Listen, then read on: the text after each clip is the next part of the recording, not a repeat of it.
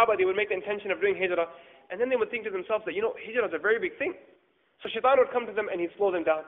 And then they'd make the intention again, and then they'd get slowed down again. So what the Sahaba, what they would do at times like this, instead of being two-minded, they would come to Rasulullah sallallahu alayhi wa sallam and they would take bayat at his hands. Ya Rasulullah, we promise we will do this. So once they would make the bayat at the hands of Rasulullah sallallahu alayhi wa sallam, Rasulullah sallallahu alayhi wa sallam would make special dua for them. That may Allah give barakah on your intentions, and may Allah make you firm on your intentions. So this is the whole silsila and the whole routine that the Sahaba started off of making bayat at the hands of Rasulullah sallallahu alayhi wa sallam with some certain deeds, with certain things. Okay?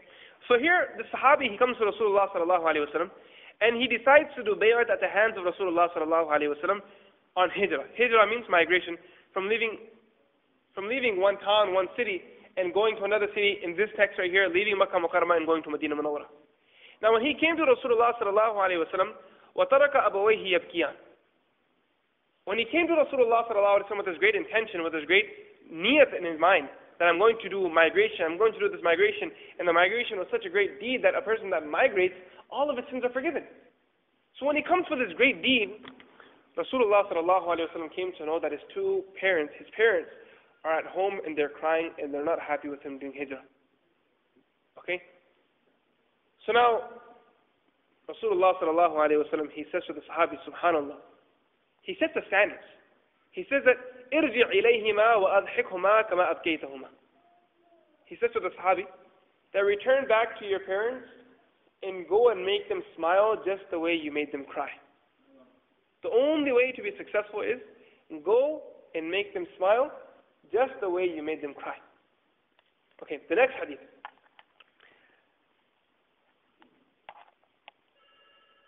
This is a very similar hadith to what we just recited right now regarding Abu Hurairah radiallahu anhu, that when he would come home, he would say Assalamu alaikum wa rahmatullah to his mother very loudly, and then he'd make dua for his mother, and his mother would say Assalamu alaikum wa rahmatullah also to her child, and she'd also make dua for her child too. So that's basically the gist of the last hadith. Okay, now one thing from all of these hadith, especially the previous hadith we just recited, the Sahabi wanted to do hijrah. Okay, this is a very important point that I'm going to make right now. The Sahabi, what did he want to do? Hijrah. Okay. He comes to Rasulullah sallallahu alaihi wasallam. He wants to do this very big deed. He wants to carry out this very big deed. But Rasulullah sallallahu alaihi wasallam, what does he say to him? That before you carry out this very big deed, you have disappointed your parents. You can never go on the path of Allah anywhere. There is no deed of yours that can be accepted in the eyes of Allah until you go and make your parents happy. If you can't make your parents happy, then whatever deed you do, it could be going in the path of Allah, it can be go to study in the path of Allah, it could be hijrah, something so great as this, okay? It could be struggling and fighting in the path of Allah. But if your parents are displeased at home, then the matter of the fact is that you may go and do that deed, but the barakah won't be there and the pleasure of Allah won't be there. Now for some of us, this point right here is very hard to digest. Now this hijrah, I mentioned hijrah here, many of us where, if I put this point in context, for example, if I was a student, and I was a student, I am a student, when I was going to study in England, or when I went to study in India, Pakistan, or in Buffalo, or wherever I went to study, when I was going, if my parents said to me, Hussain, you can't go. You do not have permission to go. Now I thought to myself that, you know what, my parents are just saying that if I go right now, I'll go and study, become a big alim, become a big allama, big Sufi sahib, big scholar, and then I'll come back and I'll propagate deen to my community, and there's going to be more khidmat for deen. If I just neglect my parents right now, just put them to the side right now and I'll go and do this and come back. The reality is that my decision, was it correct, was incorrect. It was totally incorrect, based on this hadith right here.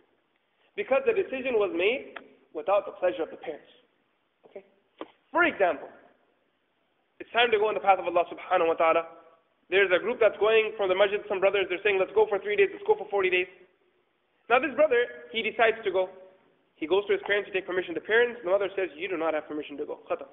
She doesn't have to justify herself. Just like she didn't need to justify herself when the child was going to study. Okay? She doesn't need to justify herself, but you do not have the permission to go.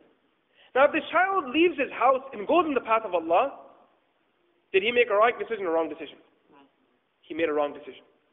There is no barakah in that deed because he left his parents behind while they were displeased. Another example of this.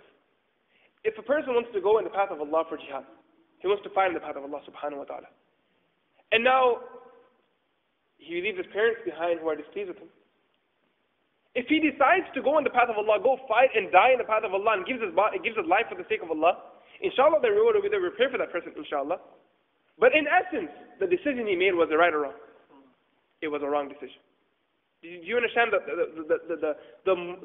way that Islam and Deen wants us to think?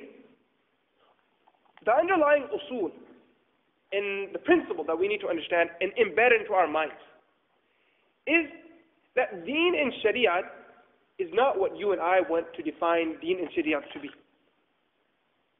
Deen and Shariat is not what we want it to be. It is what Rasulullah sallallahu alaihi wasallam delivered to us. Okay, this is the really important underlying usul. Let me explain this in more detail. One time I was in Medina Munawwara along with my teacher Sheikh Bilal, and we were passing by Riyadh al-Jannah. And Riyadh al-Jannah is the area. Where is Riyadh al-Jannah? In Medina. Where in Medina? Between the minbar and the house of Rasul. ما بين بيتي ومنبري روضة من رياض الجنة. Whatever lies between the house of Rasulullah, the grave of Rasulullah, and the minbar of Rasulullah sallallahu alaihi wasallam, that area there is called روضة من رياض الجنة. It is one of the gardens of paradise.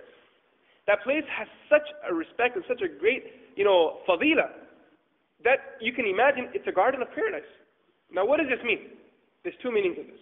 Okay. The first meaning, the first group of muhaddithin, they say that this piece of paradise, this land of paradise, was brought to this world. This land was brought from paradise and delivered into the world. But then the question on this is that if this land came from paradise, then the land of paradise has a lot more barakat, right? There's a lot more to the land of paradise. Isn't as simple as the land of this world. So then the muhaddithin, they explain that Allah subhanahu wa ta'ala, when He delivered this land into this earth, He took away the khasiyat and the specialities of paradise from it, so then it gives a chance for the people to believe without seeing the reality of paradise. Because once a person sees paradise, when he sees the barakat of paradise, when he sees those things that he should believe in without seeing, once he sees them, then the iman, it loses its values. For example, when a person is dying, and he sees all the angels coming and he accepts his Islam at that time, is his Islam accepted? He can make dua until the voice gharr comes into his throat, because when that voice comes, that means he's seen everything. Okay? This is why when Fir'aun was dying, what did he say? He recited the kalima, right? That I believe in the Lord of Musa and Harun. But what happened at that time? His iman was not accepted, because he began to see things that he was supposed to believe in without seeing. Okay, so this is the first group of muhaddithin. They say that this land was actually brought from paradise and delivered into the world. The second group of muhaddithin, they say no, this land will actually be taken in the hereafter, and this land will be made into paradise, right? This land will be taken and placed into paradise. So when, in the Fadail of Medina Munawwara, in the virtues of Medina Munawwara, a poet, he says, Haji Imdadullah Muhajir Makki, he's one of the great scholars. He says in one beautiful poem, he says that, छोड़कर हम Medina न जाएं कहीं क्योंकि जन्नत में सब है मदीना नहीं और जन्नत मदीने में मौजूद है. That basically in a long piece of poetry, he says in there that I will never leave Medina Munawwara and go anywhere, because क्योंकि जन्नत में सब है मदीना नहीं, because in paradise there is everything but there's no Medina, but in Medina Munawwara I have paradise with me. So this is his expression of love for the city of Rasulullah sallallahu alaihi wasallam. So the second group of muhaddithin, they say that this land will be taken and delivered into Medina and into Jannah in the hereafter. Therefore, our scholars and our ulama, they would value the opportunity of going and praying 2 rak'ah inside that land. And Rasulullah sallallahu alaihi wasallam, he encouraged the Sahaba to pray inside that land, in that area, the Riyadh al-Jannah, okay, one of the gardens of paradise. Imam Abu Hanifa rahmatullah alayhi, when he would pray his 2 rak'ah there, he would make a special dua. He would say, Ya Allah, you have allowed me to pray in Jannah in this world, and your promise in the Quran is that once you enter into paradise, you can never leave. Oh Allah, I ask you to never let me leave paradise in the hereafter too. Very beautiful dua. These smart people had smart words and smart duas to make Allah subhanahu wa ta'ala accept that dua for him and all of us, inshallah. So I was saying that I was passing by Riyadh al-Jannah with my teacher, and it was after Asr Salat time. Okay? So the area was empty, it wasn't so packed. So I said to my teacher that I want to go pray 2 rak'ah in Riyadh al-Jannah, because the rest of the day, it's very packed there. It's a lot of crowd and people are just praying over each other, pushing, shoving. There's too much crowd there. So I said that I want to pray throughout the day, but there's too much crowd there, and right now there's a lot